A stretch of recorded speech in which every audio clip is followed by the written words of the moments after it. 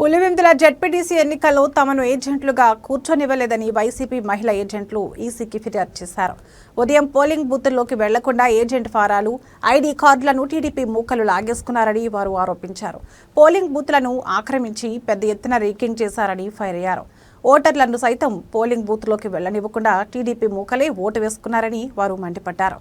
పులివెందులలో జరుగుతున్న అరాచకాన్ని ఈసీకి ఫిర్యాదు చేశామని మహిళా ఏజెంట్లు పేర్కొన్నారు. జరుగుతున్న ప్లేస్ లో పేపర్ ని చింపేసి ప్రజలందరినీ భయాందోళనకు గురి చేసి వాళ్ళని ఎవరిని రానికుండా చేస్తున్నారు. చాలా రౌడీయిజం చేస్తున్నారు. అసలు ఎన్నికలే జరగనివ్వట్లేదు. పోలింగ్ పేపర్స్ ని తీసుకుని వాటిని చించేసి మా దగ్గర ఉన్న స్లిప్స్ అన్నిటినీ కూడా వాళ్ళు వెనక్కి తీసుకుంటున్నారు. వీళ్ళంతా ఓటు థర్డ్ ఫోర్త్ బూత్లలో మేము ఏజెంట్ గా ఉన్నప్పుడు వెళ్ళాము. 7 మెంబర్స్ వరకు వాళ్ళందరూ ఏమన్నారంటే ఎక్కడ ఏజెంట్లను మేము రానివ్వలేదు, ఇక్కడ కూడా వద్దని వెనక్కి పంపించారు. కాబట్టి మేమైతే ఓటు హక్కును కూడా వినియోగించుకోలేదు. పక్క నుంచి చాలా మంది గూండాలను పిలుచుకొచ్చి రౌడీయిజం చేసినారు. వాళ్ళని చూసి కూడా భయపడి మన పెద్దోళ్ళు కూడా చూస్తున్నారు. ఇంత పెద్దోళ్ళు కూడా పోలీసు వాళ్ళు అసలు దొరికేస్తున్నారు ఓటు వేయకోకుండా. ఓటకు ఎందుకు లేదు సార్ మాకు ఏమి కారణం? ఎప్పుడే గానీ మా ఊర్లో ఇట్లా జరిగిందే మేము చూడలేదు సార్.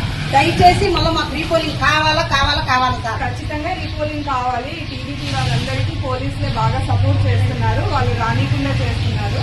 టీడీపీ వాళ్ళందరికీ పోలీసులు దగ్గర నుండి సపోర్ట్ చేస్తున్నారు.